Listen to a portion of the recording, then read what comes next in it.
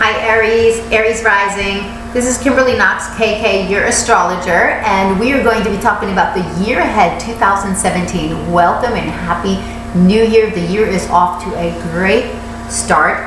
Libra, you are one of the cardinal signs. You're a cardinal air sign, and you have been going through the turbulence of the other cardinal signs because of the outer planets, particularly Pluto and Uranus. Uranus opposing you in your 7th house of relationships, partnerships, and the public, and Pluto in your 4th house, transforming you at the very roots of who you are, your foundation, what you're creating, your home life.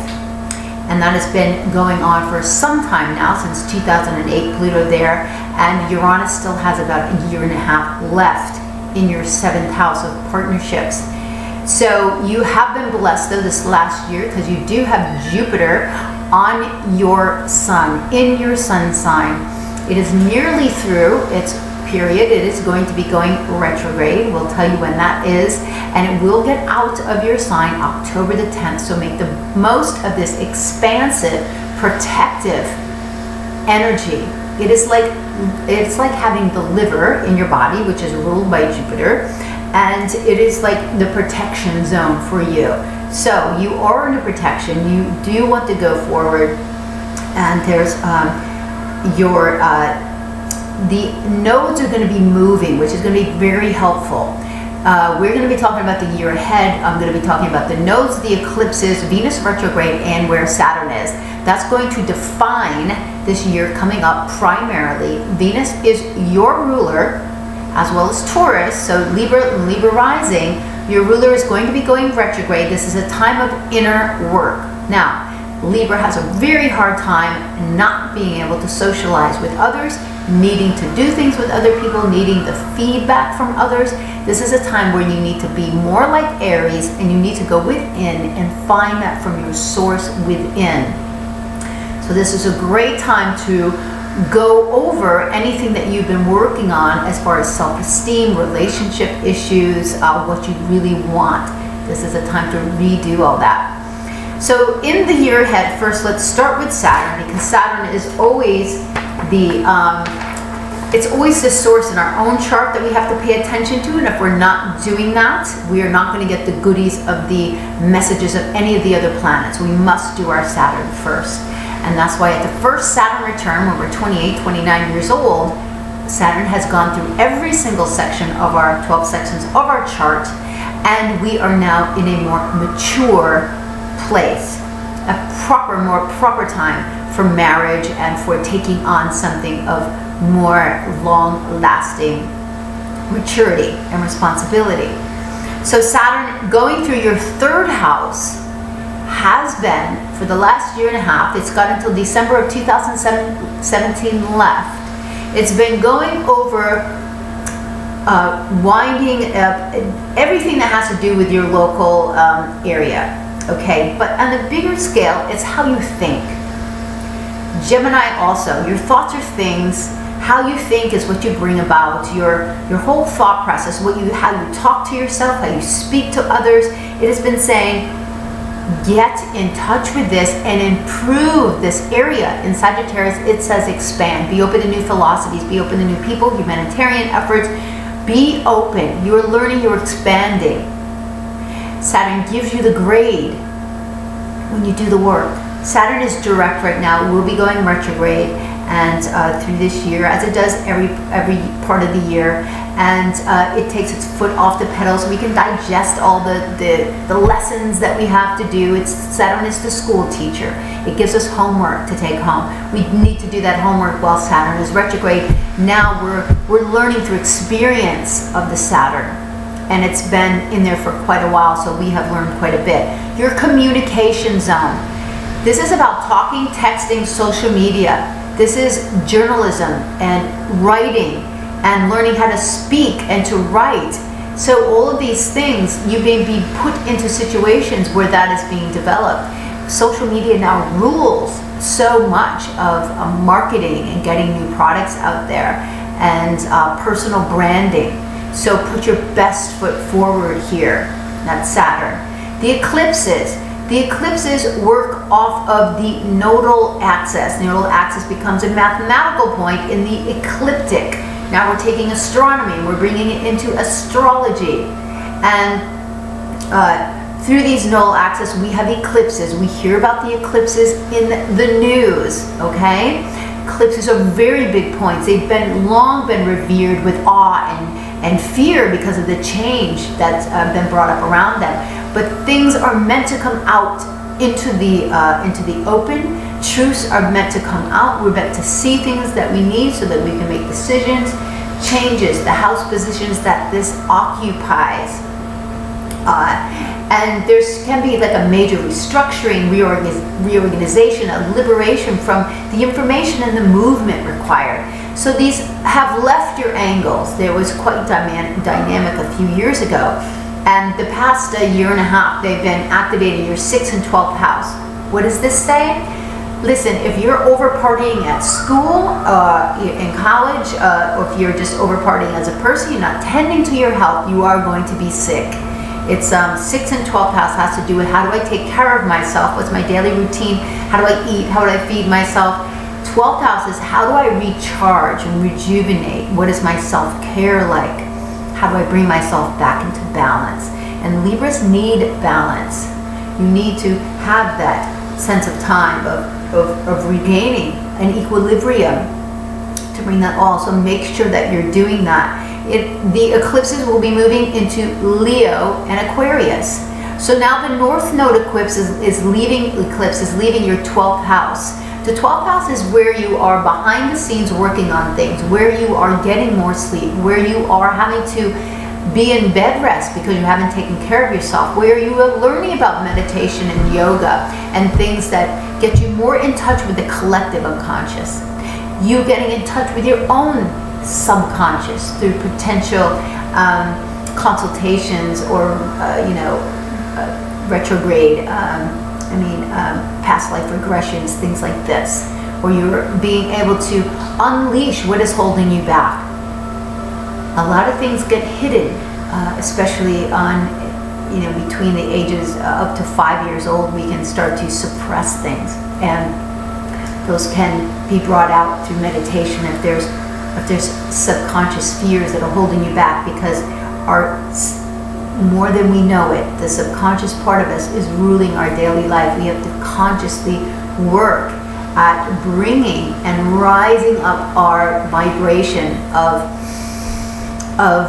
pushing doubt away and going forward with courage, surrounding ourselves with people that inspire us, that uplift us, that push us forward with encouragement. Right? So the North Node's moving into your 11th house. 11th house has to do with groups you belong to, networking groups, friendships, how those will be changing, how those will be augmenting, how you'll get like new opportunities to reach out. So this is love received. It's not the 5th house, which is love given, but this whole 5th, 11th house is creative source and bringing it out to the public and how you are getting that out. That's going to be going forward. You've got Jupiter in your sign. Okay, Libra, this is going to go on through October. You've had Jupiter in your sign for a year. Make good use of it. It's opposing Uranus the day after Christmas, Hanukkah. This is just an expansion of your social atmosphere, your social connections.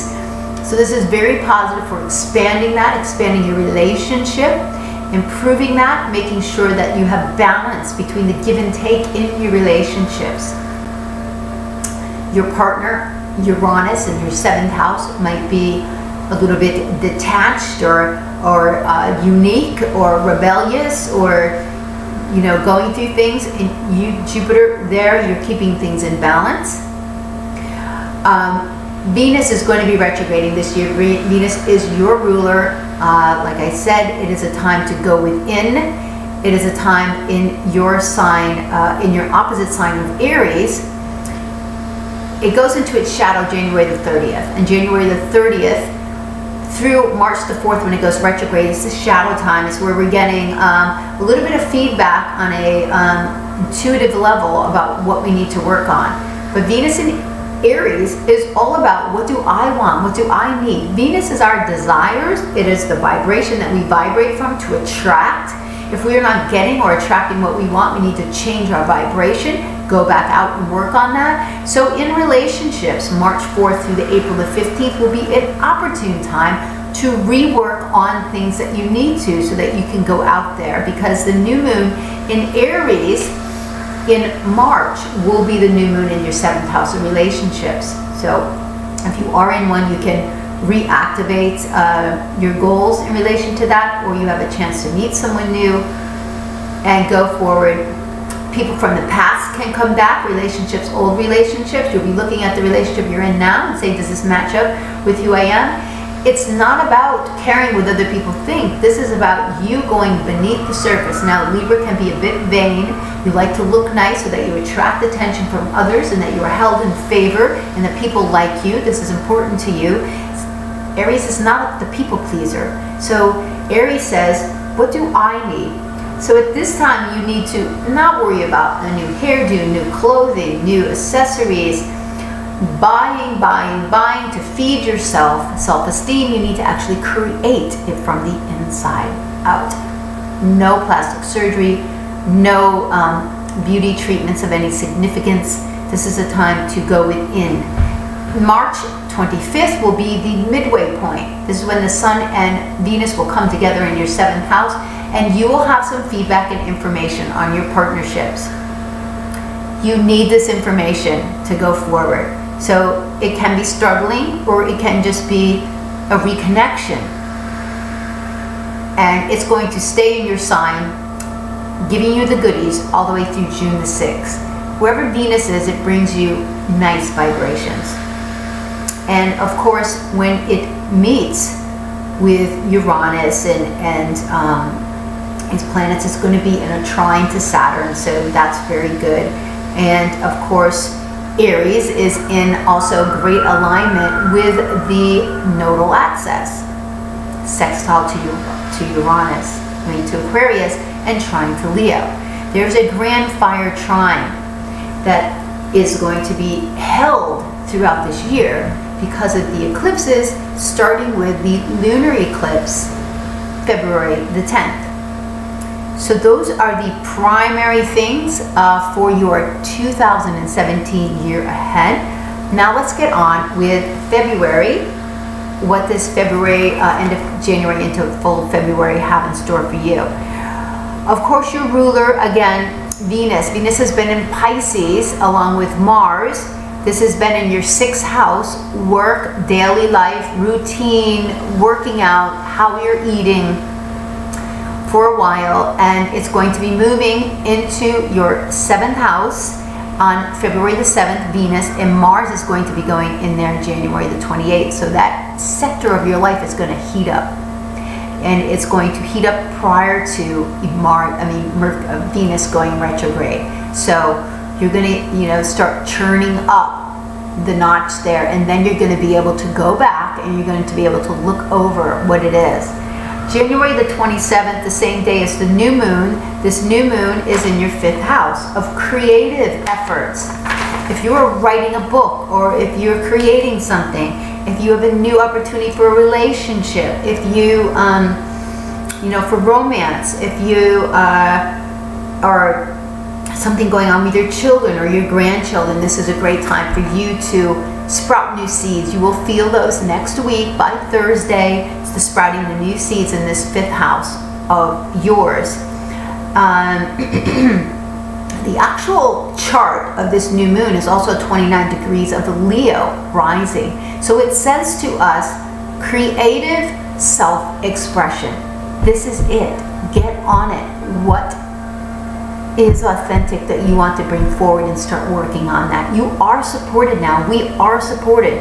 The rulers of this new moon are both Saturn and Uranus, and they are in trine together.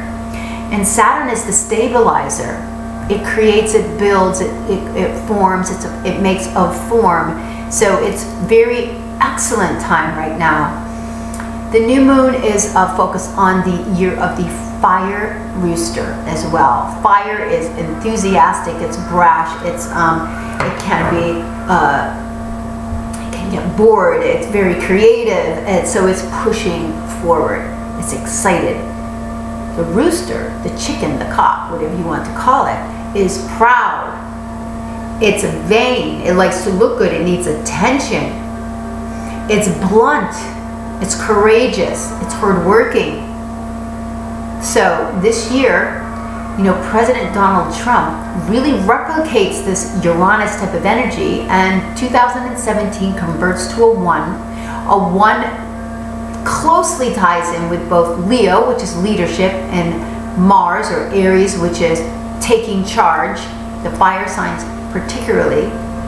And of course Uranus asking us to break the mold, be rebellious, be independent, be inventive, and just to be you. And what's holding you back?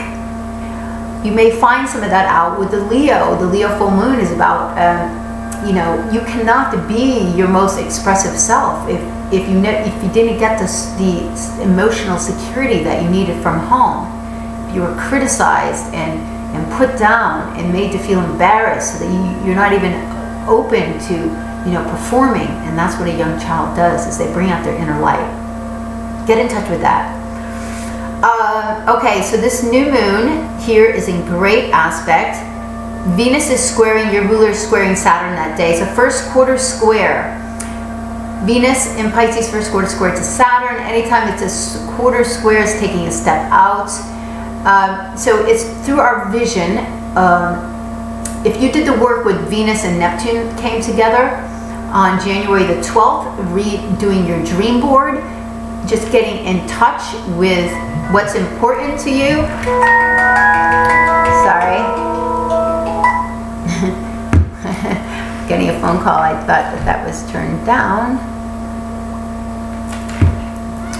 And getting in touch with what's important to you. So Venus first quarter square to Saturn is that creating that form, because Venus and Saturn is this serious, responsible type of foundation that we're creating, so that we can,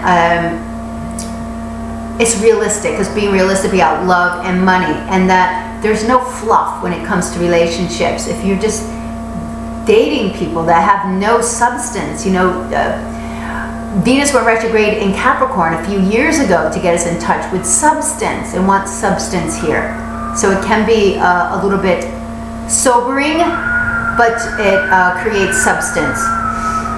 January 28th, we've got Mars going into your 7th house, into Aries. This is your 7th house is going to heat up. This is your relationships, partnerships, and other people, social and active, and don't get into arguments with other people or your partner. So this can happen. Your relationships, especially if you're younger, you're not used to having to deal with your emotions or dealing with relationship issues.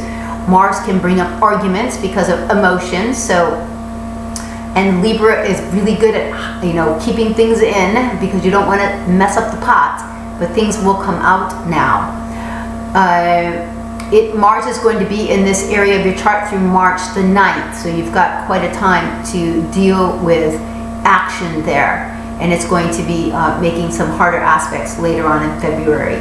January 29th, Mercury and Pluto come together. Mercury was retrograde in your 4th house. Your 4th house has to do with your home life, but in a deeper sense, it's the roots of who you are and what you are becoming. Pluto down there, this is deep power source that you have, that you can call upon. When Pluto then meets again with Pluto, when Mercury meets with Pluto, there is a serious type of plan that will escalate at this time. It's focus. And don't let it be about obsession or power, power thoughts, things that aren't real. Let it be about getting a business-like plan together, because you know the direction that you're going. February 3rd, first quarter moon, the seeds that you planted in your 5th house, if there are some new sparks of romance or some new creative efforts, you get a first quarter, and Venus goes into your 7th house. So if there is new romance, Venus is bringing goodies now to your relationships and highlighting those. This is a beautiful time for you.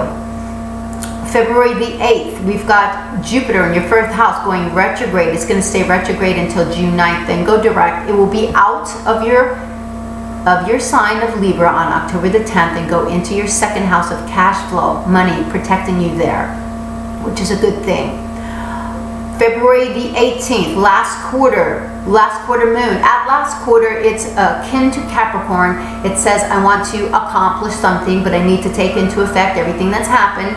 So it does a kind of a look over of see what's happened here, and it puts things into motion. At last quarter, the sun also goes into Pisces, so the sun leaves your 5th house and it goes into your 6th house of work, working out, routine. So now if you partied and had a great time, well, the sun was in the 5th, that happens because you're supposed to take time off, maybe go on a little trip or something. If you've overdone it, now bring it back into reality.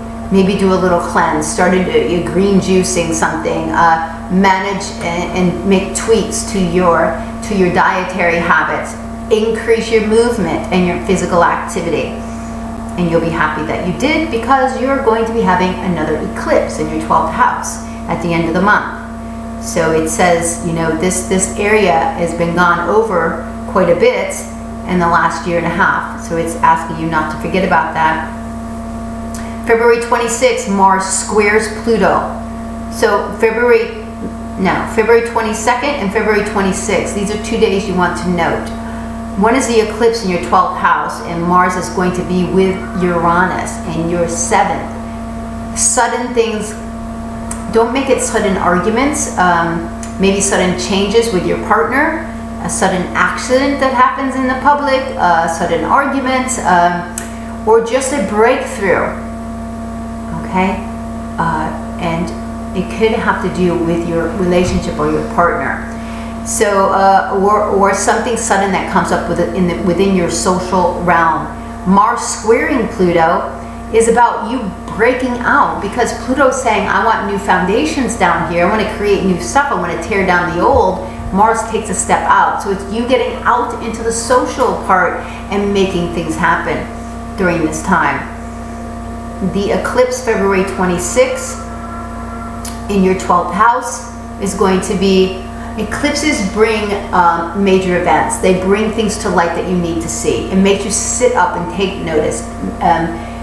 Possibly some reorientation, restructuring, whatever it needs. So take a look. 12th house has to do with behind the scenes, self-care, meditation, everything that you do to revive yourself. Self-care is about rejuvenation. So you're taking a look at that. The great planning days, the 16th, the 20th, the 21st, and the 23rd. Mercury is involved in expanding creative thoughts, your goals, communication, and how that all relates to where you are going. So those are great days to put plans into motion. You may feel invigorated in your thought process. February 27th, Mars is opposite Jupiter in your 7th house to your 1st. So this is either highly social, or there's some breakdown in communication with your partner. This will all come back together though when the moon and Venus come together in your 7th house on the 28th. So use the energy at the highest levels and you will get the highest results. Libra, thank you so much for subscribing to my channel over the last year, sharing my channel with people that you think would love it. It's on Google+. Also, you can reach out to me, Kimberly Knox, on Instagram for daily inspirations, for storyboard messages, or my KK Astrology page on Facebook. So there's many ways to connect, to get added information. I am so grateful for all of you that share and follow me. This is my passion to share with you and to create some expanded awareness. Self-awareness is where we get self-knowledge and able to make change and transformation. Have a fabulous month, Libra.